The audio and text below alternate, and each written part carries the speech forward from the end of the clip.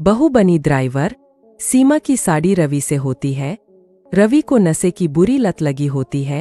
एक दिन, अरे माँ, मेरा एक साइड का शरीर काम नहीं कर रहा है। मैं आज खेतों में कैसे जाऊंगा? अरे बेटा, ऐसा ना बोल। तेरे पापा के जाने के बाद से तू ही घर चलाने का सहारा है। मैं डॉक्टर को बुला लाती हूँ। देखिए बहन जी, रोहन के शरीर के एक साइड में लकवा है। अब वो कभी ट्रैक्टर नहीं चला पाएगा। घर में मंहूसियत का माहौल हो जाता है। लीजिए माँ जी, रोटी खा लीजिए। अरे बेटा, मुझे तो भविष्य की चिंता हो रही है।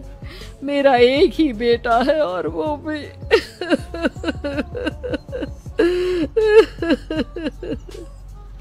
माँ जी, आप चिंता न करें। जब तक ये बीमार है मैं खेत जाकर काम कर लिया करूंगी।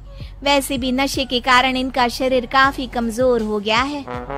अगले दिन सीमा खेत में जाकर काम कर शाम को घर लौटती है। ये ले बेटा, पानी पी ले। कैसा रहा काम का पहला दिन? माँ जी, काम तो ठीक है, लेकिन मैं अगर ट्रैक्टर चलाना सीख लूँ ना तो काम और भी आसान हो जाएगा। अरे बेटा, दुनिया क्या कहेगी कि औरत होकर ट्रैक्टर चला रही है। माँ जी, या तो हम दुनिया देख ले या अपना घर, कोई बात नहीं। जब ये ठीक हो जाएंगे तो सब ठीक हो जाएगा। अरे बहू, जरा बाहर तो आना। जी माँ जी। बहू, तेरे मामा जी आए हैं, तूने बुलाया था ना? हाँ माँ जी, वो मामा जी ना आज से मुझे ट्रैक्टर चलाना सिखा। सीमा मामा जी से ट्रैक्टर चलाना सीखती है। वो मन लगाकर खेतों में काम करती है।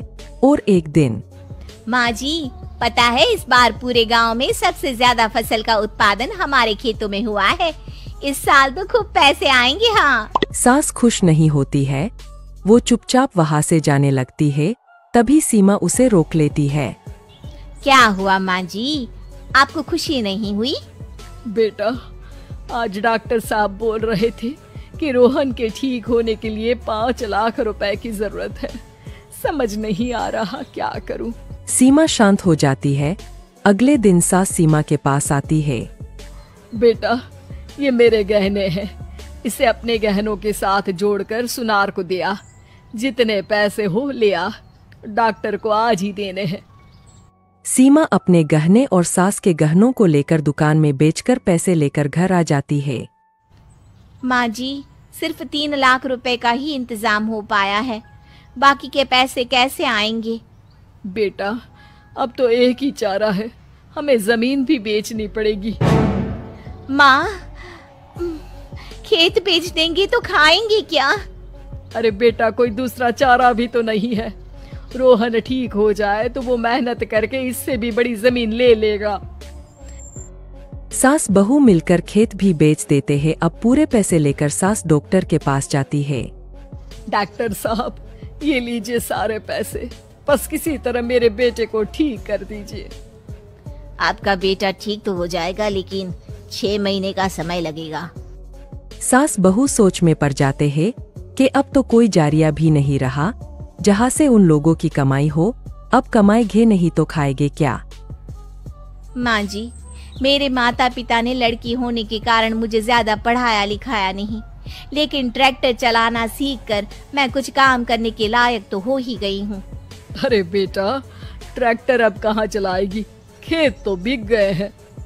माँ जी, मैं किसी और के खेतों में दिहाड़ी में काम कर लूंगी, कुछ तो पैसे आएंगे ही ना। कहकर सीमा काम करना स्टार्ट कर देती है। जैसे तैसे उन पैसों से गुजारा चल ही रहा था। माँ जी, पास के अस्पताल से मुझे नौकरी के लिए ऑफर आया है।